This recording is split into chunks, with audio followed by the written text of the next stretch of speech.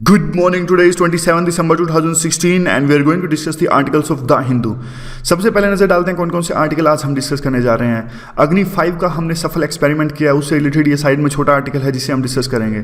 Congo जो Africa का एक छोटा कंट्री है उससे में एक पॉलिटिकल क्राइसिस चल रहे हैं, एक जनरलाइज करके एक एंगल लेंगे ताकि मेंस में इसका यूज किया जा सके। FCRA NGO को जो फॉरेन फंडिंग आती है उसके लाइसेंस को सेंट्रल गवर्नमेंट रद्द किया, काफ़ी इंपॉर्टेंट आर्टिकल है, हम इसे डिस्कस करेंगे। जिन ड्रीज जो काफ़ी अच्छा लिखते हैं, इनका आर्टिकल है डिमोनेटाइजेशन के बारे में। हालांकि डिमोनेटाइजेशन के बारे में काफ़ी कुछ डिस्कस हो चुका है, फिर भी हम इसके 3-4 जो पॉइंट है वो लेंगे और आगे चलेंगे। फॉरेन पॉलिसी से रिलेटेड आर्टिकल है TPS श्रीनिवासन का, तो हम ये भी डिस्कस करेंगे। ये आर्टिकल है इन्वायरमेंटल इम्पैक्ट असेसमेंट का, 10 साल पूरे हुए हैं, इसको ये भी हम डिस्कस करेंगे। सारे के सारे आर्टिकल हम आज डिस्कस करने वाले हैं। और इसके अलावा जो 7वां आर्टिकल है इकोनॉमिक टाइम से रिलेटेड है, जिसमें टैक्स रेट्स को कम करने की बात कही गई है, वो भी हम डिस्कस करेंगे। 7 आर्टिकल्स आज डिस्कस करने वाले हैं। सबसे पहले देखिए इसकी जो है अग्नि 5 का हमने रिसेंट में जो एक्सपेरिमेंट किया है उससे रिलेटेड आर्टिकल है। तो प्रीलिम के दृष्टिकोण और मेंस के दृष्टिकोण दोनों से काफ़ी इंपॉर्टेंट है। कैसे?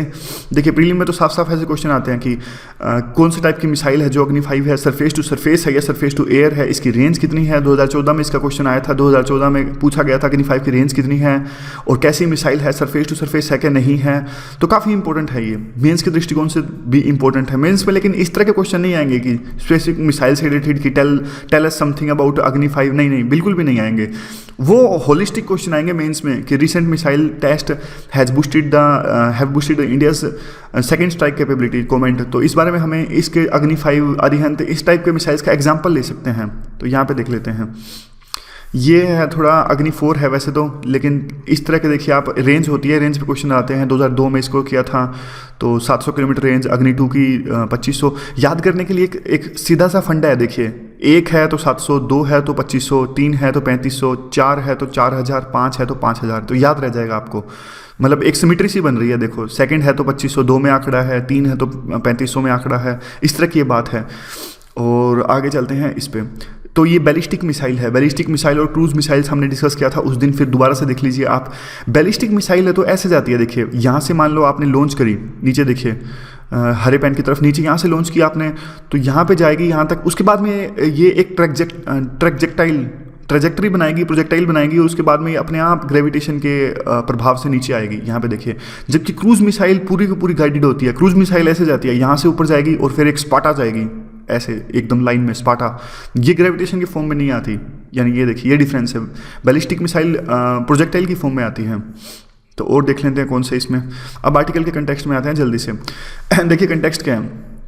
कंटेक्स्ट तो आपको पता ही होगा कि लॉन्ग रेंज बैलिस्टिक मिसाइल अग्नि 5 हमने यू कैन से दैट अभी इसका एक्सपेरिमेंट किया सफल। तो ये हमारी जो क्रेडिबल न्यूक्लियर डिटरेंस है।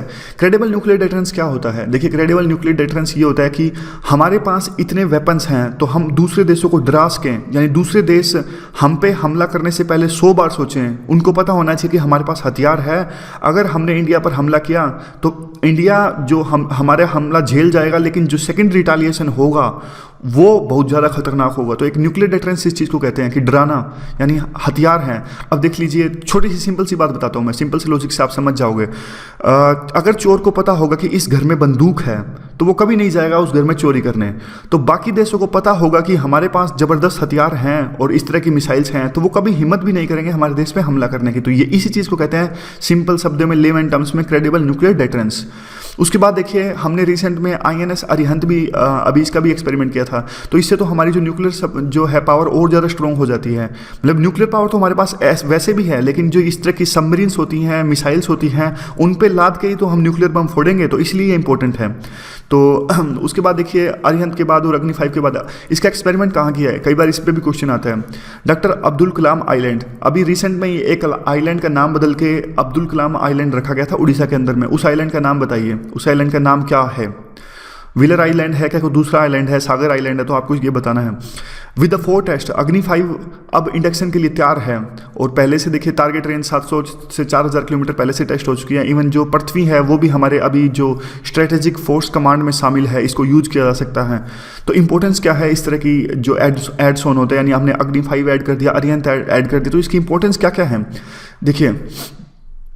वैसे तो इंडिया ने क्या कह रखा है, नो फर्स्ट यूज़। इंडिया ने कहा है कि हम किसी भी देश के खिलाफ में न्यूक्लियर अटैक नहीं करेंगे, या तो उसने हम पे पहले हमला नहीं किया। इंडिया के नो फर्स्ट यूज़ का मतलब ये है कि इंडिया ना तो किसी ऐसे देश के ऊपर अटैक करेगा जिसके पास में न्यूक्लियर वेपन नहीं है, और दूसरा ना ही इंडिया पहले किसी देश पे अटैक करेगा न्यूक्लियर वेपन से।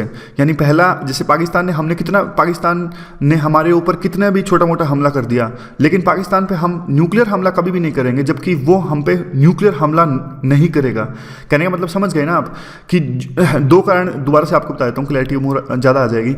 कि इंडिया ने साफ साफ कह रखा है कि जिस देश के पास में न्यूक्लियर पावर नहीं है, हम उस देश के खिलाफ में न्यूक्लियर पावर अपनी कभी भी इस्तेमाल नहीं करेंगे। और दूसरा ने इंडिया ने ऐसा कह रखा है कि हम कभी भी पहले अपनी न्यूक्लियर पावर को इस्तेमाल नहीं करेंगे, हम अपनी न्यूक्लियर पावर को तभी इस्तेमाल करेंगे जबकि कोई दूसरा देश हम पे न्यूक्लियर अटैक करता है। तो इस तरह की बात को कहते हैं हम नो फर्स्ट यूज। तो इससे क्या होता है, इंडिया एक ऐसा देश है जिसके पास में जिसने पॉलिसी अपनाई हुई है नो फर्स्ट यूज़। तो कम से कम देखिए, अगर हमारे पास नो फर्स्ट यूज़ है, हम पहले हमला नहीं करेंगे, तो हमारी सेकंड स्ट्राइक कैपेबिलिटी तो बहुत ज़बरदस्त होनी चाहिए ना, कि हमारे पास कम से कम ऐसे हथियार होने चाहिए कि कल को देखिए कोई भी, आप एग्जाम्पल मान लीजिए पाकिस्तान हम पे हमला कर देता है न्यूक्लियर पावर से कम हमारी कैपेबिलिटी इतनी ज़्यादा होनी चाहिए कि ना सिर्फ हम पाकिस्तान के हमले को झेल जाएं, एब्जॉर्ब कर लें, एकोमोडेट कर लें, बल्कि उसका इतना हमारे पास इतने ज़बरदस्त हथियार होने चाहिए कि हम पाकिस्तान का उस हमले का करारा जवाब दे सकें, एक ज़बरदस्त रिटालिएशन दे सकें। तो इसीलिए ये हथियार इंपॉर्टेंट है, सेकंड स्ट्राइक में भी ये हथियार इंपॉर्टेंट है। बस यही है, और तो कुछ नहीं है इसमें। आगे क्या आता है, आगे एक और भी इंपॉर्टेंट इसमें पॉइंट आता है कि ये देखिए और कौन कौन से चैलेंजेस है डिफेंस कैपेबिलिटी में। ठीक है, अच्छी बात है, आपने हथियार तो देखिए ऐड कर दिए हैं, लेकिन अभी भी काफ़ी चैलेंजेस हैं। जैसे कि निर्भया मिसाइल का अभी 21 दिसंबर को एक एक्सपेरिमेंट किया गया था, हमने डिस्कस भी किया था कि 1000 रेंज की होती है निर्भया मिसाइल, वो हमारा कैंसिल हो गया था, यानी कंसिडर सफल नहीं हो पाया था। और उसके बाद देखिए आपकी जो सेकंड स्ट्राइक कैपेबिलिटी है, यानी आप दूसरी बार में अगर आप पे हमला हो जाता है तो आप जिसमें जवाब दोगे उस हमले का, उसको सफल होने के लिए आपकी जो तीनों की तीनों विंग्स हैं वो जैसे मिलिट्री की एयरफोर्स, नेवी और आर्मी, ये तीनों की तीनों भी काफ़ी मजबूत होनी चाहिए। और ये लिख रखा है देखिए, complimented by the modern and powerful military. अब एयरफोर्स में देखिए शॉर्टेज है फाइटर्स की, और जो आर्मी है उसमें जो है मॉडर्नाइजेशन नहीं है, और नेवी में है वो सबमरीन आर्म्स नहीं है। तो इस तरह की बातें हैं, और भी काफ़ी चैलेंजेस हैं। आर्मी को भी नए प्लेटफॉर्म्स की ज़रूरत होती है। तो वे फॉरवर्ड क्या है, वे फॉरवर्ड तो ये देखिए साफ साफ यही है कि हमारी जो लीडरशिप है आज काफ़ी मेच्योर है, और मिलिट्री लीडरशिप भी काफ़ी मेच्योर है। अब देखिए पूरा का पूरा ये कॉम्प्लेक्स ग्लोबल स्ट्रेटेजिक इन्वायरमेंट है आज के टाइम में, और न्यूक्लियर थ्रेट्स। अब देखिए पाकिस्तान के, कल हमने ये न्यूज़ डिस्कस करी थी, जो न्यूज़ एनालिसिस था हमारा प्रीलिम का, कि पाकिस्तान के डिफेंस मिनिस्टर को एक फेक ट्वीट मिली। फेक ट्वीट मिलते ही उन्होंने उस फेक ट्वीट का जवाब दे दिया कि हमारे पास भी न्यूक्लियर वेपन्स है, यानी इजराइल को धमकी दी उस फेक ट्वीट पर बिलीव करते हुए, जो वहाँ के डिफेंस मिनिस्टर है पाकिस्तान के। तो कहना ये चाहते हैं कि वे फॉरवर्ड में ये जो एडिटोरियल जिन्होंने लिखा है कि आज का जो वर्ल्ड काफ़ी कैओस इसमें है, कि डिफेंस मिनिस्टर एक फेक न्यूज़ पर भी बिलीव करके धमकी दे देते हैं न्यूक्लियर पावर के किसी दूसरे देश को। तो उसी दृष्टिकोण में ये हथियार काफ़ी इंपॉर्टेंट हमारे लिए हो जाते हैं। और इंडिया को देखिए, दूसरे ये लिखते हैं कि इंडिया को संभल के भी चलना होगा। इंडिया एक रिस्पॉन्सिबल न्यूक्लियर पावर की तरह अभी तक बिहेव किया है, तो इंडिया को अपनी पॉलिसी है वो उसी रूप में ढालनी होगी, और वही वैसे बिहेव करना होगा जिससे हमारी सॉफ्ट पावर बढ़ती है। तो आगे डिस्कस करते हैं क्या है। अब देखिए कोंगो का है, कोंगो का आर्टिकल तो इंपॉर्टेंट नहीं है, लेकिन कोंगो का थोड़ा सा वैसे इंपॉर्टेंट है, आप अफ्रीका के जनरल कंटेक्स्ट में से यूज़ कर सकते हो। कोंगो में एक प्रेसिडेंट हैं जिनका नाम है शायद काबली, इस टाइप में कुछ है। तो इन्होंने क्या किया, देखिए ये सत्ता में आए, जब सत्ता में चुनकर आए थे ये, तो 2005 में इन्होंने एक नए कॉन्स्टिट्यूशन के निर्माण रखा। लेकिन जब इनके अब 2 टर्म पूरे हो गए, तो संविधान में उनके कोंगो में साफ साफ लिखा था कि 2 टर्म्स के बाद आप तीसरी टर्म नहीं ले सकते, लेकिन फिर भी इन्होंने लिया। एक अभी लालच आ गया, मतलब कह सकते हो आप इनको, तो लालच आ गया, तो इन्होंने क्या किया, डिले कर दिया सब कुछ, कोर्ट्स को अपने कब्जे में ले लिया, वहाँ पर मीडिया का दमन कर दिया। इस तरह से क्राइसिस पैदा हो गए, ओपोजिशन हो रहा है बहुत ज़्यादा, ओपोजिशन को भी दमन किया जा रहा है। तो कहने का मतलब ये है कि अफ्रीका जैसे कंट्रीज में डेवलपमेंट नहीं आ पाती, तो उसका सबसे मजबूत कारण आप कह सकते हो कि ये डेमोक्रेसी नहीं है वहाँ पे। हालांकि देखिए इस पर बात पर विवाद हो सकता है, दूसरे लोग कहेंगे कि डेमोक्रेसी कोई जरूरी नहीं है डेवलपमेंट के लिए, बहुत सारे ऐसे कंट्री हैं वहाँ डेमोक्रेसी नहीं है फिर भी डेवलपमेंट है, इवन चाइना का भी एग्जांपल ले सकते हो। लेकिन फिर भी कहने का मतलब स्टेबिलिटी एक हद तक डेमोक्रेसी से आ जाती है।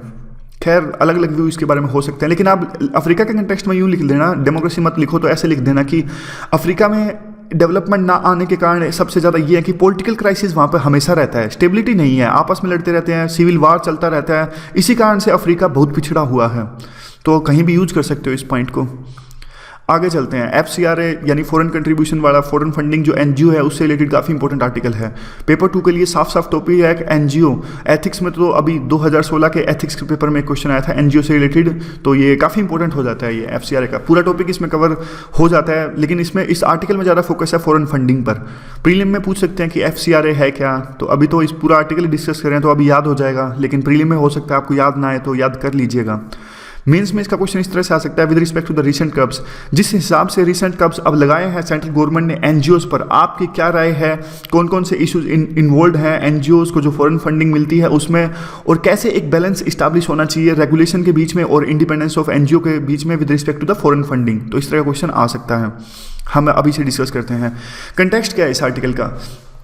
देखिए कंटेक्स्ट साफ साफ ये है कि यूनियन गवर्नमेंट ने लाइसेंस रिजेक्ट कर दिए और जो रिन्यूअल एप्लीकेशंस थी वो रिजेक्ट कर दी अभी 25 NGOs की, और इसी के कंटेक्स्ट में आर्टिकल है। इसका मतलब क्या हुआ? इसका मतलब ये हुआ कि NGO अब फॉरेन फंडिंग नहीं ले सकते। उसमें से काफ़ी NGOs तो ऐसे थे जो राइट बेस्ड थे, यानी लोगों को उनके हक दिलवाने में उनकी सहायता प्राप्त करते थे, जैसे कि amnesty international, human rights watch, इस तरह के NGOs जो राइट बेस्ड एडवोकेसी ग्रुप्स, ये इस तरह के कीवर्ड्स यूज कीजिएगा आप, जैसे राइट बेस्ड एडवोकेसी ग्रुप्स, तो इससे हमारे आंसर्स में वैल्यू एडिशन होता है। हिंदी में तो मुझे पता नहीं क्या कहते हैं इसको, राइट्स को कहते हैं अधिकार केंद्रित, मतलब बना लीजिएगा। धीरे धीरे मैं भी कोशिश करूंगा हिंदी पढ़ने की। एक बार हिंदी के नोट्स पढ़ लिए तो मुझे भी हिंदी के कीवर्ड्स पता लग जाएंगे। गवर्नमेंट क्या है? गवर्नमेंट ने क्या क्या डिफेंड किया है इसको? गवर्नमेंट ने डिफेंड किया है इसके पूरे के एक्शंस को, और गवर्नमेंट ने कहा कि देखिए जो ये NGOs थे इनमें एक वायलेशंस किया है FCRA का, इसीलिए हमने इसको रिजेक्ट किया है। और गवर्नमेंट के इस डिसीजन से काफ़ी क्रिटिसिज्म हुआ है, सिविल सोसाइटी ने काफ़ी क्रिटिसाइज किया है इसको। सिविल सोसाइटी ने कहा है कि साफ साफ लीगल प्रोसीजर को एब्यूज़ कर रही है गवर्नमेंट। इवन अपोजिशन के MPs ने भी कहा है, प्राइम मिनिस्टर से गुहार लगाई है कि वो जो ये वेंडेटा यानी बदले की जो है विक्टिमाइजेशन और बदले की जो ये पॉलिटिक्स है उसे छोड़ें और NGOs को अपना काम करने दें। National human rights commission NHRC ने भी होम मिनिस्टर को लिखा है और उन्होंने कहा है कि देखिए अगर आप ऐसा कर रहे हो तो ना तो लीगल और ऑब्जेक्टिव का वायलेशंस हैं, और आप इसे कर रहे हो तो गलत कर रहे हो एक तरह से। तो इस तरह की बात मतलब तीनों ने लिखी, सिविल सोसाइटी ऑर्गेनाइजेशंस ने, अपोजिशन ने, NHRC ने। तो गवर्नमेंट का क्या रिस्पॉन्स है? गवर्नमेंट ने, देखिए गवर्नमेंट टस से मस नहीं हो रही है। गवर्नमेंट ने कहा जो हमने किया वो बिल्कुल सही है, और ऐसा पहली बार नहीं है जब हो रहा है। ये 2015 के अंदर भी ऐसा हुआ था, और FCRA के अंडर में, यानी सरकार ने यह कहते हुए कि FCRA के अंदर में वायलेशंस हो रहा है, 10,000 NGOs का लाइसेंस फॉरेन फंडिंग के लिए रिन्यू करने से मना कर दिया था। और उसमें से कई तो बहुत ज़्यादा इंपॉर्टेंट, जैसे कि फोर्ड फाउंडेशन है, इन्वायरमेंटल ग्रुप्स जैसे कि ग्रीन पीस, ये तो बहुत बड़े बड़े NGOs हैं। आपको पता है NGO की ताकत कितनी होती है? NGO की ताकत इतनी ज़्यादा होती है, जैसे ये छोटे कंट्री होते हैं ना, मॉरिशस जैसे छोटे कंट्री होते हैं। अब जैसे कि मैं एग्जांपल देता हूँ, एक अभी पेरिस क्लाइमेट चेंज चल रहा था, तो ये छोटे मोटे जो आइलैंड कंट्री हैं जिनको डर लगता है कि अगर क्लाइमेट चेंज हुआ तो हम डूब जाएंगे, इन्होंने क्या किया, इनकी तरफ से जो नेगोशिएशंस कर रहे थे वो इस तरह के बड़े NGOs कर रहे थे। ग्रीन पीस, यानी आप सोच के देखिए कितनी बड़ी इनकी पावर होती है कि ग्रीन पीस जैसे जो है ये NGO एक देश की तरफ से वहाँ बैठे हैं नेगोशिएशन टेबल पर। सोच के देखिए, हमारे बैठे हैं वहाँ पर इन्वायरमेंटल मिनिस्टर उस टाइम पर जैसे प्रकाश जावड़ेकर थे, उनके साथ में बैठे हैं NGO के वहाँ पे जो वकील हैं, और वो पैरवी कर रहे हैं इन छोटे आइलैंड्स की। तो बहुत पावर होती है इनकी, सबकी नहीं जो प्रोमिनेंट हैं। तो ये एक लार्जर पैटर्न शो करता है कि किस तरह से इनका हनन हो रहा है। थोड़ी टाइमलाइन हम डिस्कस करते हैं, काफ़ी इंपॉर्टेंट है समझने के लिए। देखिए 1976 में ये FCRA एक्ट आया था। FCRA एक्ट NGO के लिए आया था। उस टाइम पे क्या था, इंदिरा गांधी जी के टाइम में ये आया था, और इमरजेंसी उस टाइम पे लगी हुई थी। तो एक तरह से एक रीज़न ये था कि उस टाइम पे कोल्ड वार चल रहा था उस टाइम पे। तो हमारे जैसे डेवलपिंग कंट्रीज़ को डर लगता था कि कहीं ना कहीं हमारे देश के अंदर में इंटरनल जो है इंटरफेरेंस ना हो जाए बाहरी कंट्री की, और पैसों के दम पे वो किसी अपोजिशन लीडर्स को या फिर पॉलिटिकल पार्टीज़ को खरीद ना लें। तो इसी तरह से, इसी डर से ये आया था। तो ध्यान देने की बात आप यहाँ पे ध्यान दीजिएगा, ये आया तो इसलिए था कि पॉलिटिकल पार्टीज़ की फंडिंग को रोकने के लिए, यानी पॉलिटिकल पार्टीज़ का कोई बाहर के देश कोल्ड वार में जैसे USSR USA गलत इस्तेमाल ना कर ले पैसा देकर, यानी किसी अपोजिशन पार्टीज़ को पैसा ना दे दें और खरीद ना ले, उसी के दृष्टिकोण से आया था। लेकिन आज ये केंद्रित हो गया है NGO केंद्रित। पॉलिटिकल पार्टीज तो पैसा लेने लगी हैं खुले आम अभी बाहर के देशों से, बाहर की कंपनी से, बाहर से। अब फिर क्या हुआ, 1976 में आया, 1991 में तो आपको पता ही होगा एलपीजी रिफॉर्म्स ही आ गए थे। तो एलपीजी रिफॉर्म्स में तो गवर्नमेंट ने बहुत ज़्यादा इसको प्रमोट किया। इवन कंपनीज हैं वो भी बाहर की फंडिंग ले सकती हैं, जो हमारे वो हैं ईसीबी हैं या फिर और बहुत सारी ऐसी चीज़ें हैं जिससे वो बाहर की फंडिंग ले लेते हैं। इवन एफडीआई भी आने लगी, पॉलिटिकल पार्टीज़ ने पैसा लेना स्टार्ट कर दिया। और 2014 की जो दिल्ली हाई कोर्ट की जो जजमेंट है उसने तो एक यू कैन से दैट बहुत इंपॉर्टेंट बात कही। 2014 की दिल्ली हाई कोर्ट की जजमेंट ने कहा कि पॉलिटिकल पार्टीज तो साफ साफ बैन है एफसीआरए एक्ट के तहत। आप कैसा पैसे ले रहे हैं, आप how can you take the money, you have been banned from taking the money from the foreign institutions और foreign companies, so why you are taking the money. तो देखिए उसके बाद क्या हुआ, उसके बाद बीजेपी ने और इन्होंने कांग्रेस ने दोनों पैसा ले रहे थे। तो सरकार ने फिर क्या किया, सरकार ने क्या किया कि एक तरह से वो चेंज कर दिया, एफसीआरए एक्ट है वही चेंज कर दिया, और वो चेंज कर दिया रिट्रोस्पेक्टिव इफेक्ट से, यानी जो इन्होंने पहले पैसा लिया है वो भी लीगल मान गया, वो भी लेजिटिमाइज हो गया। यानी ध्यान दीजिएगा, ध्यान से सुनिएगा आप। अभी तक देखिए 2014 तक क्या हुआ कि लेते लेते एफसीआरए एक्ट के तहत बैन था, यानी नहीं ले सकते थे ये पैसा जो पॉलिटिकल पार्टीज थी। तो दिल्ली हाई कोर्ट ने कहा कि आप कैसा पैसे ले रहे हो, आप तो नहीं ले सकते। तो फिर सरकार ने क्या किया, एफसीआरए एक्ट को चेंज कर दिया रिट्रोस्पेक्टिव इफेक्ट से, यानी जो पहले पैसा नहीं ले सकते थे वो इन्होंने ले लिया था, वो भी लीगलाइज हो गया, वो भी लेजिटिमेट कर दिया, क्योंकि वो ला इन्होंने जो पास किया वो रिट्रोस्पेक्टिव इफेक्ट से था। अब ये देखिए यही है दिल्ली हाई कोर्ट की रिव्यू के बाद में, यहाँ पे देखिए जो हमने अभी डिस्कस किया, नया क्लास ले आए, यानी रिट्रोस्पेक्टिव इफेक्ट रेलेवेंट सेक्शन इन्होंने इंक्लूड कर दिया। और फॉरेन कंपनीज उसके तहत जो इन्होंने चेंज किया, फॉरेन कंपनीज जो अब तक फॉरेन थी वो अब इंडियन कंपनी बन गई, मतलब इन्होंने कुछ इस तरह का चेंज कर लिया कि जो फॉरेन कंपनी थी वो अब इंडियन कंपनी का दर्जा भी ले सकती है, और जिससे कि वो जो इन्होंने पैसा लिया पॉलिटिकल पार्टीज ने वो लीगलाइज हो गया। ये देखिए यहाँ पर लेजिटिमाइज हो गया रिट्रोस्पेक्टिव इफेक्ट। और जो अमेंडमेंट है उन्होंने रास्ते भी खोल दिए दूसरी पार्टीज की तरफ, यानी अब ना सिर्फ बीजेपी और कांग्रेस बड़ी पार्टी बल्कि सारी पार्टीज अब पैसा ले सकती हैं, फॉरेन जो फंडिंग है वो ले सकती हैं, यानी दरवाजे खोल दिए जो सेंट्रल गवर्नमेंट ने जो चेंज किया एफसीआरए एक्ट में। अब क्या है, अब जो नया एफसीआरए एक्ट आया है 2010 का, यानी 2010 में आया था ये, और एक 1976 का। देखिए 1976 का तो इंदिरा गांधी के टाइम में आया था, और एफसीआरए एक्ट 2010 में चेंज किया गया है, ये एनडीए गवर्नमेंट के दौरान अभी इसी साल किया गया है। इसको शुरुआत की थी एफसीआरए एक्ट यूपीए गवर्नमेंट के दौरान में, इसलिए ये एफसीआरए 2010 है, 2010 नहीं 2010 सॉरी। तो देखिए अब क्या है लेकिन अब ये चेंज हुआ है हाल फिलहाल में। तो कौन कौन से नए तीन चेंज इसमें आए हैं। नए चेंज देखिए ये है, पहला तो ये है कि पहले क्या होता था, एक बार लाइसेंस मिल गया तो एनजीओ को मिल गया, लेकिन अब क्या है हर 5 साल बाद उसका रिन्यूअल कराना पड़ेगा। तो पिछले साल ही क्या हुआ, इवैल्यूएशन के दौरान में 11,000 यानी 11,319 एनजीओज का रद्द कर दिया गया रिन्यूअल प्रोसेस में ही। तो 5 साल के लिए मिलता है अब सिर्फ। सेकेंड इंपॉर्टेंट चीज ये हुआ कि ये एक रिस्ट्रिक्शन प्रोवाइड करता है, यानी जितना पैसा आपको विदेश से मिलता है उसमें से 50% से ज़्यादा आप एडमिनिस्ट्रेशन पर्पजेज के लिए यूज नहीं कर सकते। एडमिनिस्ट्रेशन पर्पजेज यानी कि सैलरी देना, आपने ऑफिस बना लिया या फिर इस तरह के काम कर लिया आपने सॉरी इस तरह के काम आपने कर लिए, तो इस तरह की दूसरा चेंज आया। तो तीसरा चेंज क्या आया, तीसरा चेंज यह आया कि 1976 के दौरान में तो यह आया था साफ साफ पॉलिटिकल पार्टीज को कर्ब करने के लिए, यानी इनमें इंटरफेरेंस ना हो। लेकिन अब ये जो एफसीआरए एक्ट 2010 हो गया है, जैसा हमने पहले डिस्कस किया, अब तो ये पूरा का पूरा एनजीओ केंद्रित हो गया है, यानी एनजीओ पर ज़्यादा फोकस है, उनकी अकाउंटेबिलिटी पर ज़्यादा फोकस है। तो डबल स्टैंडर्ड्स क्या क्या है, डबल स्टैंडर्ड्स तो साफ साफ ये है कि पॉलिटिकल पार्टीज के लिए अलग रूल हैं और एनजीओज के लिए अलग रूल हैं, और इवन बिजनेस भी पैसा ले सकते हैं। तो एनजीओज के खिलाफ में क्यों इतनी एंजाइटी है, जब सारा कुछ बिजनेस भी पैसा ले सकते हैं, बिजनेस वाले बिजनेसमैन और पॉलिटिकल पार्टीज भी पैसा ले सकते हैं, तो एनजीओज के खिलाफ में आपकी नफरत क्यों। कुछ क्वेश्चन ऐसे हैं कि देखिए इसमें ये है कि क्योंकि जो एनजीओ वगैरह हैं या फिर सिविल सोसाइटी ऑर्गेनाइजेशंस हैं, ये सरकार की अकाउंटेबिलिटी को मैनिफेस्ट करती हैं, यानी उनको एक रियलाइज करने की होल्ड रखती है, सरकार को अकाउंटेबल रखती है उनके इश्यूज के प्रति, इसलिए सरकार इन पर एनजीओज पर कर्ब करना चाहते हैं, ऐसा लिखा है आर्टिकल के अंदर में। और एक और एग्जांपल ये देते हैं कि यूएन के स्पेशल जो रिपोर्टर हैं उस पे right to freedom of peacefully assemble and association पर इन्होंने भी एक चिंता जाहिर की थी। इन्होंने लीगल एनालिसिस किया एफसीआरए एक्ट 2010 का।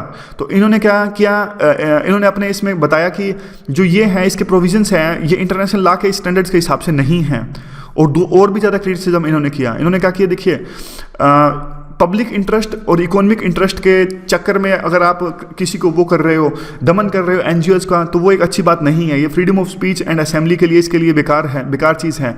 और इन्होंने कहा कि जो ये है FCR एक्ट के तहत जो प्रोविजंस हैं ये काफ़ी ज़्यादा वेग और एम्बिगुअस हैं, मतलब किस तरह से भी इनको इंटरप्रिटेशन इनका किया जा सकता है और काफ़ी डिस्क्रिशनरी पावर गवर्नमेंट के पास में है जिसका यूज़ करते हुए NGOs का दमन किया जाता है।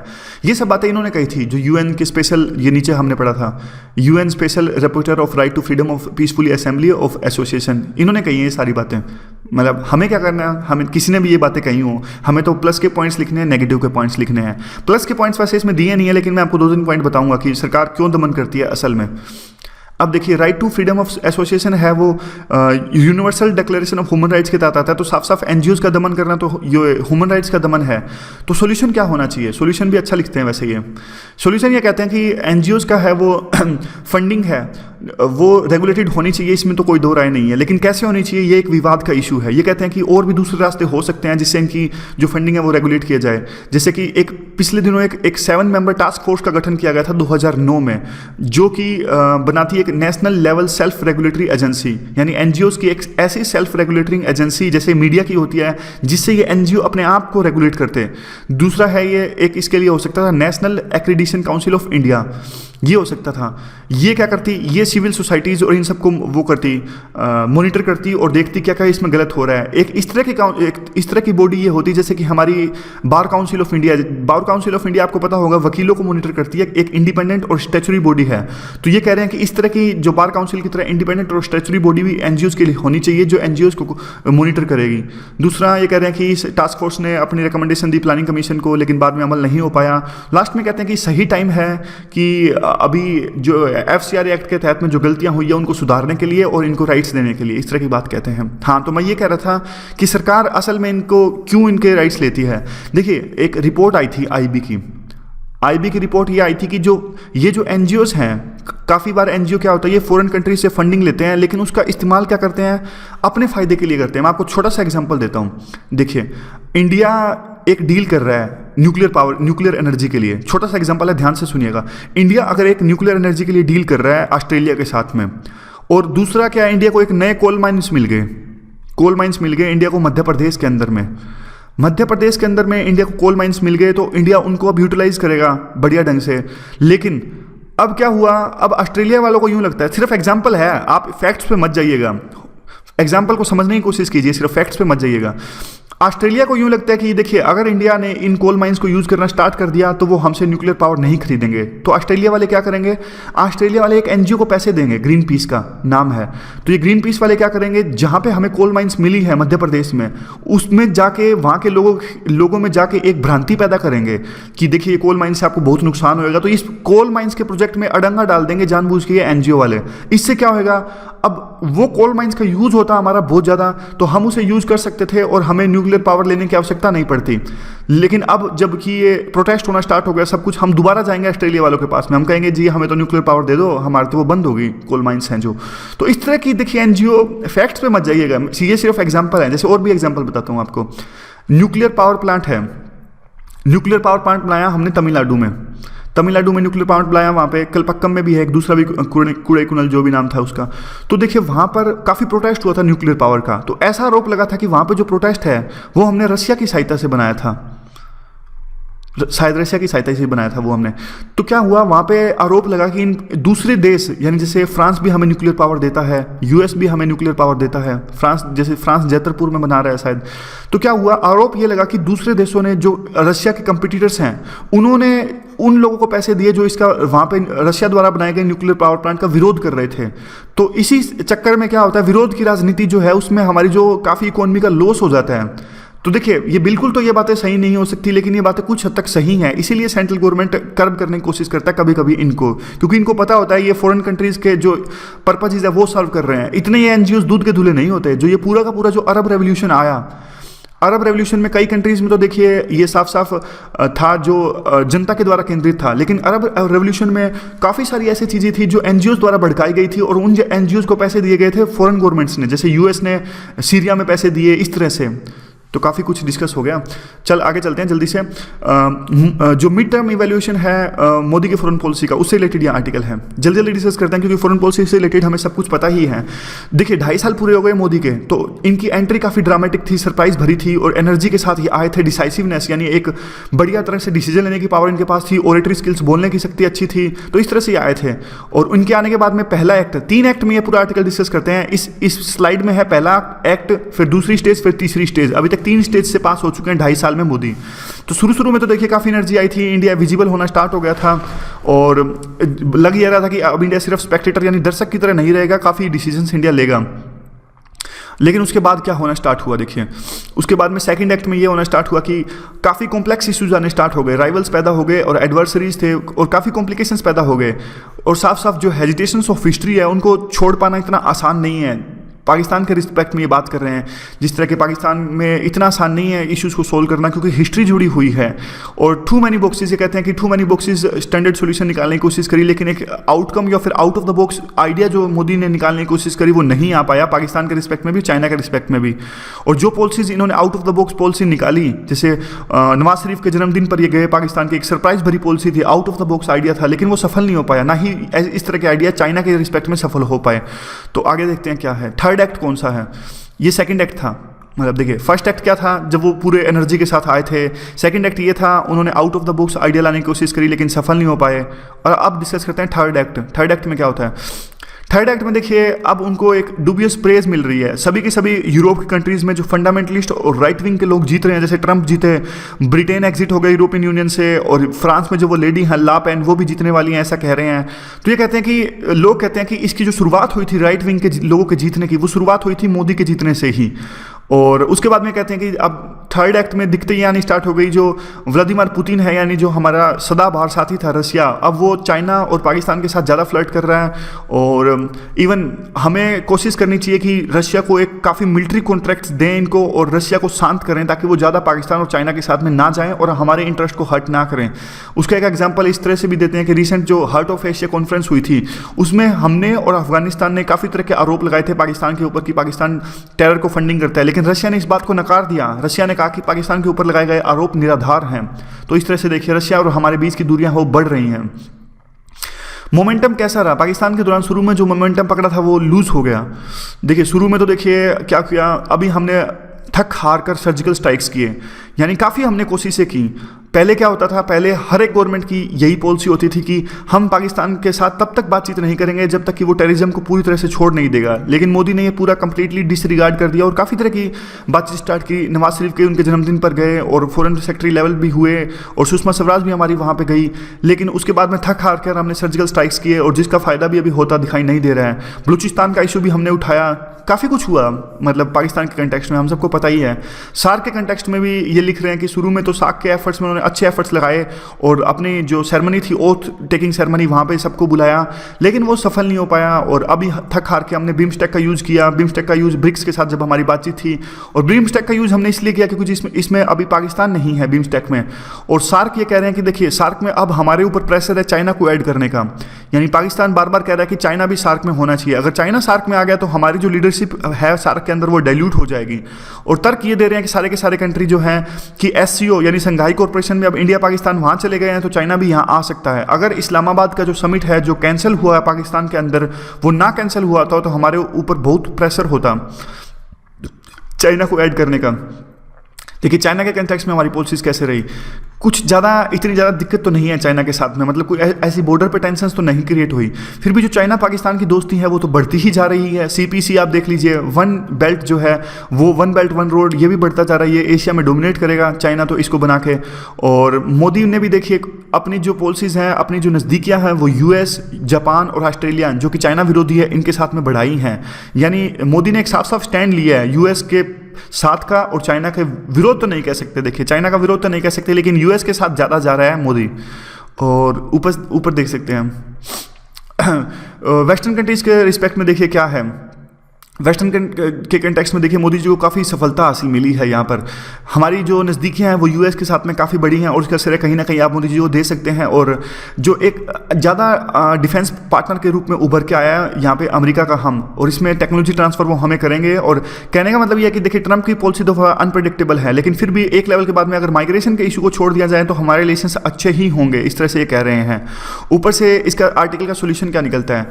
सोल्यूशन ये निकलता है कि एक मिक्स्ड पिक्चर देखने को सामने, मतलब मिली जुली तस्वीर देखने को मिल रही है यहाँ पर। और आने वाले दिनों में जो ग्लोबल डेवलपमेंट्स होंगी और इनिशिएटिव्स होंगे वही डिसाइड करेंगे कि मोदी के 5 साल जो हैं ये फॉरेन पॉलिसी भरे कैसे रहे। और ये कहते हैं बाद में कि कॉम्प्लिकेशंस और ज़्यादा उभर कर आई हैं डिमोनेटाइजेशन से, लेकिन फिर भी लास्ट में एक अच्छी लाइन ये बोलते हैं कि कुछ भी हो लेकिन जो डिमोनेटाइजेशन से भी इस एक बात जो है मोदी की छवि जो और ज़्यादा अच्छी होती है वो कि मोदी एक डिसाइसिव लीडर हैं और एक कड़े फैसले ये ले सकते हैं, इस तरह की बात ये बोलते हैं आर्टिकल के अंदर में। तो अगला आर्टिकल हम डिस्कस कर लेते हैं। ये इन्वायरमेंटल इम्पैक्ट असेसमेंट से रिलेटेड आर्टिकल है, 10 साल इसके पूरे हो गए हैं, तो उसी से रिलेटेड आर्टिकल है। क्वेश्चन आप देख लीजिएगा और इसको सोल्व करने की आप कोशिश कीजिएगा, इंपॉर्टेंट क्वेश्चन भी बनता है। पहले फेज में देखिए जो इन्वायरमेंटल इम्पैक्ट असेसमेंट आया था, यानी कोई भी प्रोजेक्ट स्टार्ट करने से पहले से उसको ये देखना कि उसके इन्वायरमेंटल पर उसका कितना फर्क पड़ेगा। ये सबसे पहले आया था देखिए कर्नाटका के अंदर में, और गवर्नमेंट ने सबसे पहले तो ये सोचा कि सिर्फ एक फोरम है, लेकिन बाद में इसकी जो है तस्वीर अलग तस्वीर सामने आई और ह्यूमंस का पार्टिसिपेशन यानी पब्लिक हियरिंग का प्रावधान भी इसमें था। और 2006 में ये अच्छे ढंग से आया था। और हालांकि देखिए बहुत सारे ऐसे लीगल अमेंडमेंट्स हुए, फिर भी जो है अप्रूवल जो प्रोसेस है आज भी ज़्यादा मुश्किल नहीं है और इन्वायरमेंटल को काफ़ी नुकसान पहुंचता है। और वैसे देखिए काफ़ी बोरिंग होता है, लेकिन पब्लिक हियरिंग का जो इसमें प्रावधान है वो कहीं ना कहीं इसको मजबूती प्रोवाइड करता है। सोशलाइजेशन ये होता है अवेयरनेस। सोशलाइजेशन मतलब इन्वायरमेंटल के बारे में अवेयरनेस, इन्वायरमेंटल को सोशलाइज करना यानी उनको अनवेयर करना, जनता को घुलना मिलना। पब्लिक हियरिंग देखिए सक्सेसफुल तो है अटेंशन दिलवाने में सोशल इम्पैक्ट्स का, और कहीं ना कहीं मीडिया में इशू आते हैं, चाहे वो नर्मदा बचाओ आंदोलन हो या फिर वो चिपको मूवमेंट हो, पुरानी मूवमेंट है ये। हाल फिलहाल की आप देख लीजिए नियमगिरी में राहुल गांधी गए थे और वो प्रोजेक्ट कैंसिल हो गया था। देखिए सारे के सारे जो प्रोजेक्ट्स हैं फिर भी उनको अप्रूवल मिल ही जाता है पब्लिक ओपोजिशन के बाद भी, लेकिन कहीं ना कहीं ये इशू हाईलाइट हो जाते हैं।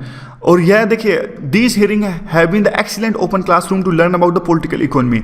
यानी देखिए अगर इन सब के बावजूद भी, अगर सभी विरोध के बावजूद भी कहीं ना कहीं प्रोजेक्ट्स पास हो जाते हैं तो कहीं ना कहीं ये दिखाता है कि किस तरह की पॉलिसी सरकार अपना रही है। जैसे एग्जांपल के तौर पे ये कहते हैं कि जैसे फिलहाल की गवर्नमेंट जो है वो अभी जो है डेवलपमेंट को ज़्यादा तवज्जो दे रही है, तो इससे सरकार की पॉलिसीज पता लग जाती है कि डेवलपमेंट उनका जो है वो प्रायोरिटी है और इन्वायरमेंटल कहीं ना कहीं है तो प्रायोरिटी, लेकिन डेवलपमेंट ज़्यादा प्रायोरिटी है, इस तरह की है। यानी जिस तरह की प्रोजेक्ट्स अगर प्रोजेक्ट्स को अप्रूवल मिलता है तो इनको इससे पता हम लगाया जा सकता है कि सरकार किस तरह की पॉलिसीज अपना रही है।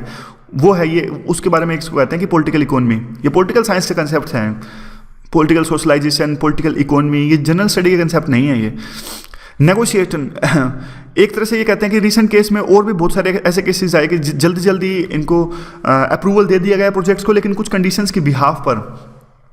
और देखिए कंप्लायंस गैप पर ये कहते हैं कि जब क्या होता है, जब किसी प्रोजेक्ट को अप्रूवल मिलता है तो उनको इंस्टीट्यूशंस होते हैं कोई भी, जैसे पोल्यूशन बोर्ड या फिर सरकार कहती है कि आपको अप्रूवल तो हम दे रहे हैं लेकिन आपको कुछ कंडीशंस पे कंप्लाई करना पड़ेगा, आपको कुछ कंडीशंस फॉलो करनी पड़ेगी। वही बात ये इस आर्टिकल में लिखते हैं कि जिस कंडीशंस के साथ में जिस प्रोजेक्ट्स को अप्रूवल मिलता है, बाद में प्रोजेक्ट्स बनाने वाले उस कंडीशंस को फुलफिल नहीं करते। यानी अगर आपको कह दिया कि देखिए 3 इंच दीवार से आप ऊपर नहीं खड़े कर सकते इस जंगल के अंदर में, सरकार ने तो कह दिया कि अगर आप प्रोजेक्ट में इस तरह की कंडीशंस रखोगे कि आप 3 इंच से ऊपर दीवार नहीं बनाओगे जंगल के अंदर में, तो आपको प्रोजेक्ट्स की अप्रूवल मिल गई। प्रोजेक्ट की अप्रूवल तो मिल गई, बाद में कंप्लायंस नहीं करते, यानी जो प्रोजेक्ट लेने वाले होते हैं बाद में उनको फॉलो नहीं करते। तो इस तरह की बात ये लिख रहे हैं आर्टिकल के अंदर में। ये कहते हैं कि देखिए इन्वायरमेंटल के जो इंस्टीट्यूशंस होते हैं कुछ डेटा कलेक्ट करते हैं इरेगुलर बेसिस पर, और जो इनका मॉनिटरिंग मैकेनिज्म है वो इतना ज़्यादा स्ट्रॉन्ग नहीं है, और जो ये डेटा इकट्ठा करते हैं वो जनता को एक्सेसिबल भी नहीं है। और रेगुलेटर्स ये कंप्लेन करते हैं कि हमारे पास रिसोर्सेज नहीं है। तो रिसोर्सेज तो देखिए एक लेवल के बाद में इन्होंने ही तो किया है, यानी पोल्यूशन बोर्ड की अनुमति से ही तो वो प्रोजेक्ट बनाया गया था, फिर बाद में इसलिए ज़्यादा इंटरेस्ट लेते भी नहीं है, ये सोचते हैं कि हमने ही तो परमिशन दी थी, बनाने दो, इस तरह की ये बात सोचते हैं। और ये कहते हैं कि देखिए आर्टिकल में एक अच्छी बात ये लिखते हैं कि गवर्नमेंट का जो फोकस है वो स्वच्छ भारत अभियान पर ज़्यादा है, लेकिन इन्वायरमेंटल को कितना ज़्यादा नुकसान पहुंचाया जा रहा है इस बात पर कोई फोकस ही नहीं कर रहा। ज़्यादा नुकसान तो बल्कि इन्वायरमेंटल के लॉस से है, ना कि इससे। तो एक यहाँ पे थोड़ा और भी है ये, हाँ ये पॉइंट बीच में रह गया था। हाँ देखिए कंप्लायंस गैप के बारे में क्या है, ये जो है अर्जेंट अटेंशन की इसको जरूरत थी। तो इश्यूज़ क्या है, अगर हमें ये सभी इश्यूज सोल्व करने हैं, एयर क्वालिटी का, फ्रेश वाटर का, डिग्रेडेशन का, प्रोडक्टिव फार्म्स का, तो हमें जो है जिस कंडीशंस के साथ जो इन्वायरमेंटल कंडीशन जो और स्टेट डिपार्टमेंट्स ये सब पोल्यूशन बोर्ड्स हैं ये अनुमति प्रोवाइड करते हैं, उन कंडीशंस को देखना बहुत जरूरी है कि क्या वो कंडीशंस फुलफिल हो रही हैं कि नहीं हो रही। मॉनिटरिंग मैकेनिज्म अच्छा आना बहुत जरूरी है। और ये बात है कि जो एनवायरमेंटल कंप्लायंस है, यानी बाद में जो कंप्लायंस होना चाहिए, उनका मॉनिटरिंग मैकेनिज्म जो होना चाहिए वो एक वेग और क्लोज डोर प्रैक्टिसेस हैं। यानी इसमें दो ही पार्टीज हैं, एक गवर्नमेंट एक प्रोजेक्ट डेवलपर। ये कहते हैं कि एक थर्ड पार्टी होनी चाहिए, इंडिपेंडेंट थर्ड पार्टी, जो ये देख सके कि क्या वो प्रोजेक्ट्स अच्छे से चल रहे हैं, यानी इन्वायरमेंटल का वायलेशन किए बिना चल रहे हैं कि नहीं चल रहे। तो इसलिए थर्ड पार्टी की मांग ये करते हैं। तो वे फॉरवर्ड क्या होना चाहिए? वे फॉरवर्ड तो सिंपल सा देखिए यही है कि जो प्रोसेस है सोशलाइजिंग के इन्वायरमेंटली गवर्नेंस की, उसको एक्सपेंड किया जाना बहुत जरूरी है। और इन खाली लॉ यानी एम्पटी लीगल और रेगुलेटरी कैटेगरी के जो लॉ है उनसे काम नहीं चलने वाला, और एक मिनिमम एक्सेप्टेबल स्टैंडर्ड्स होने बहुत जरूरी हैं। तो इससे और भी एक है कि जो कम्युनिटी की एक्सपेक्टेशंस हैं उनको एक बैलेंस करने की आवश्यकता है डेवलपमेंट से। यानी कम्युनिटी की जो एस्पायरेशंस कई बार काफ़ी ऊपर नीचे होती है, तो उसको डेवलपमेंट के मद्देनज़र बैलेंस करने की एक आवश्यकता है। और उसके बाद में कहते हैं कि लोगों को पता ही नहीं लग पाता कि देखिए इतने सारे प्रोजेक्ट्स हैं, इतने सारे जंगल्स हैं, इतने सारे जो इन्वायरमेंटल के लॉज हैं, तो कैसे पता लगेगा कि सभी लॉज के लिए अलग अलग कंडीशंस क्या क्या हैं। तो ये देखिए ये तो पता लगा पाना मुश्किल है कि किस प्रोजेक्ट को किस कंडीशंस के साथ अप्रूव किया गया है। तो यह तो हर एक के लिए नहीं पॉसिबल है पता लगाना। फिर भी जो एक इस प्रोजेक्ट्स के आसपास जो लोग रहते हैं, यानी आप नियमगिरी मान लीजिए, या फिर कोई नया प्रोजेक्ट स्टार्ट हो रहा है, यमुना फ्लड प्लेन्स के आसपास दिल्ली में कोई नया प्रोजेक्ट स्टार्ट हो रहा है, तो इसके आसपास जो लोग रहते हैं आप उनको तो कम से कम अवेयर करवाइए कि इस कंडीशंस के तहत हमने ये प्रोजेक्ट्स पास किए। तो आप देखिए अगर इन्हीं कंडीशंस का वायलेशन होता है तो आप हमें बताइए, आप हमें रिपोर्ट कीजिए। उसके लिए एक सिस्टमेटिक डाटा कलेक्शन होना चाहिए और इसका कंप्लायंस होना चाहिए। ये पूरा का पूरा आर्टिकल था। तो 3-4 मिनट और लूँगा मैं, आज वीडियो 40 मिनट की हो जाएगी, लेकिन फिर भी हम आज काफ़ी ज़्यादा इश्यूज हमने डिस्कस किए। जीन ट्रीज का एक इंपॉर्टेंट आर्टिकल था। जीन ट्रीज क्या कहते हैं? जीन ट्रीज कहते हैं देखिए ये जो पूरा का पूरा डिमोनेटाइजेशन हुआ इसके काफ़ी इफेक्ट्स तो हुए। एक तरह से लेबर्स भी इससे हर्ट हुए, और जो दूसरे हैं एग्रीकल्चर जो हमने कल डिस्कस किया था, ये सारे लोग इससे इफेक्ट हुए, हम डिस्कस कर चुके हैं। लेकिन ये जीन ट्रीज कहते हैं कि ये एक इस तरह का एक अलग मोटिव है डिमोनेटाइजेशन का। एक इसका मोटिव ये है कि जैसे कि जो ये पेटीएम जैसी कंपनीज हैं, पेटीएम मोबीविक जैसी कंपनी है जिससे इनका यूज़ बहुत ज़्यादा बड़ा है, तो इसका एक मकसद ये है कि जब तक कि आप इस तरह का एक बड़ा स्टेप नहीं लेते डिमोनेटाइजेशन का, तब तक कि इस तरह की टेक्नोलॉजी जो है वो यूज़ में नहीं आ सकती। कहने का मतलब है कि डिमोनेटाइजेशन को जो इकोनॉमी को इन्होंने हर्ट किया है डिमोनेटाइजेशन से, उसका एक फ़ायदा कह लो चाहिए, नुकसान कह लो चाहिए, कुछ भी इसको कह सकते हो। लेकिन एक पूरा का पूरा अगर नई टेक्नोलॉजी आपको लानी है डेली यूज़ में, तो उसके लिए डिमोनेटाइजेशन ये था। एग्जाम्पल ये देते हैं कि जैसे गूगल है। अब जबकि गूगल देखिए आप, गूगल का सर्च इंजन कैसे है, एक पूरी डोमिनेंस इनकी है। अगर गूगल को आपको सर्च इंजन के मतलब नंबर फर्स्ट रैंक से हटाना है, तो आपको कुछ ना कुछ बड़ा स्टेप लाना पड़ेगा जिससे कि गूगल अपनी सीट से हट जाए। कुछ ना कुछ जबरदस्त एल्गोरिथम, कुछ नई टेक्नोलॉजी, कुछ ऐसा करना पड़ेगा। उसी तरह का एग्जाम्पल ये देते हैं कि ये सोची समझी रणनीति के तहत हो रहा है, और जो नई टेक्नोलॉजीज है उनको यहाँ पे लाने के लिए हो रहा है। फिर एक और भी एग्जाम्पल देते हैं, आधार कार्ड का एग्जाम्पल ये देते हैं।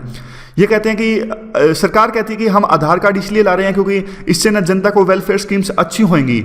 लेकिन ये उल्टा कहते हैं कि आधार कार्ड इसलिए नहीं है कि वेलफेयर स्कीम्स ज़्यादा अच्छी होंगी इससे, आधार को बल्कि फायदा हुआ है वेलफेयर स्कीम से। समझ गए आप? ये पॉइंट यूज कर सकते हो आप ऐसे के अंदर भी। दोबारा से बोलता हूँ, काफी अच्छा पॉइंट है ये कहते हैं कि सरकार तो यूं कहती है कि अगर आधार कार्ड सबके पास होगा तो वेलफेयर स्कीम्स काफ़ी अच्छी होंगी, लेकिन ये कहते हैं नहीं, ऐसा कुछ नहीं है, बल्कि ऐसा है कि वेलफेयर स्कीम्स का यूज किया जा रहा है आधार कार्ड को अच्छा करने के लिए। तो इस तरह का एक पॉइंट है। 3-4 पॉइंट अच्छे हैं, कोई ज़्यादा अगर आपको ना भी समझ में आए तो कोई खास बात नहीं है तो डिमोनेटाइजेशन से रिलेटेड सब कुछ हम डिस्कस कर ही चुके हैं। इकोनॉमिक टाइम्स का एक आर्टिकल था, टैक्स रेट्स को कम लेके बात थी। फिलिप कर्व आपको पता होगा, फिलिप कर्व ऐसी होती है या ऐसी होती है ना शायद, ठीक है, कई दिनों से इकोनॉमिक रिवाइज नहीं करी। वैसे यहाँ पे देखिए टैक्स रेट्स बढ़ाते हैं तो रेवेन्यू बढ़ता है। कहीं भी ले लीजिए, नीचे टैक्स रेट ले लीजिए, मान ले यहाँ पे रेवेन्यू ले लीजिए, ठीक है। पता नहीं अगर गलत हो तो प्लीज़ माफ़ कर देना यार। तो देखिए यहाँ पे टैक्स रेट बढ़ाएंगे तो क्या होगा, तो शुरू में तो रेवेन्यू बढ़ेगा, यहाँ पे देखिए शुरू में रेवेन्यू बढ़ेगा टैक्स रेट बढ़ाएंगे तो, लेकिन एक लेवल के बाद में जनता टैक्स देना कम कर देती है अगर टैक्स रेट और बढ़ाते हैं हम। अगर देखिए अगर टैक्स है अभी फिलहाल 4-5% टैक्स है, उसको 6-7% बढ़ाते हैं तो टैक्स डेफिनेटली लोग पैसा दे देंगे, लोग सोचेंगे कि यार 4-5 दे रहे हैं तो 6-7 भी दे देते हैं, 6-7% में क्या दिक्कत है, 8% टैक्स में क्या दिक्कत है। तो शुरू में तो रेवेन्यू बढ़ेगा, लेकिन एक लेवल के बाद में टैक्स रेट्स बढ़ा देते हो, जैसे कि आपने 15% कर दिया, तो 15% आपने कर दिया तो उससे ज़्यादा होता क्या है, टैक्स रेवेन्यू कम होना स्टार्ट कर देता है, क्योंकि जनता फिर इतना ज़्यादा टैक्स देती नहीं है, जनता रिस्क लेने को तैयार होती है। जनता सोचती है कि यार हमने 1 लाख रुपए तो कमाए हैं, उसमें से 15-20 हज़ार अगर टैक्स दे देंगे तो क्या फ़ायदा, रिस्क लेने को तैयार होते हैं, चलो देखी जानी नहीं देते टैक्स। तो इस तरह का बेसिक कंसेप्ट है। अरुण जेटली अभी क्या कर रहे हैं, अरुण जेटली कह रहे हैं कि इकोनॉमी को अभी फायदा होगा, टैक्स रेट्स अभी कम होंगी तो इकोनॉमी को फायदा होगा। ये कहते हैं कि टैक्स रेवेन्यू को बढ़ाने के लिए 2 चीज़ें अच्छी होनी चाहिए, एक तो क्या हुआ टैक्स रेट्स कम होना चाहिए, दूसरा जो पनिशमेंट ज़्यादा होनी चाहिए, दोनों रूप में अच्छा होना चाहिए, यानी फॉर्मल और जी दोनों के दोनों तरीके हैं। जैसे कि टैक्स रेट अगर अच्छी होनी चाहिए तो जनता को लगे कि हाँ भाई कम ही टैक्स रेट्स हैं, अगर देंगे कोई दिक्कत नहीं है, इतना तो देने में कोई फर्क पड़ता ही नहीं। अब देखिए अब अगर आप 1 लाख रुपए पे 3-4 हज़ार रुपये टैक्स दे रहे हो तो आप सोचते हो ठीक है यार क्या दिक्कत है, दे देते हैं, थोड़ा ही तो है, ज़्यादा फर्क तो पड़ता नहीं।